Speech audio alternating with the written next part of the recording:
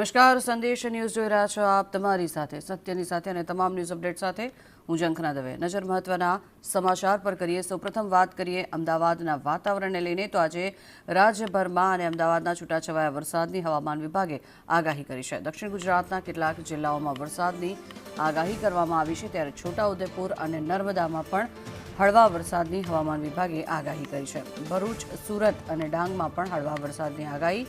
નવસારી, વલસાડ અને તાપીમાં પણ હળવો વરસાદ થાય તેવી સંભાવનાઓ છે. દમણ, દાદરાનગર હવેલીમાં પણ હળવા વરસાદની આગાહી કરાઈ છે, ત્યારે અમરેલી અને ભાવનગરમાં પણ હળવા વરસાદની આગાહી કરવામાં આવી છે. માછીમારોને 1 જૂન સુધી દરિયો ન ખેડવા માટે ખાસ સૂચના આપવામાં આવી છે. જોકે અપર એર સર્ક્યુલેશન સક્રિય હોવાથી વરસાદની પણ હવામાન વિભાગે આગાહી કરી છે.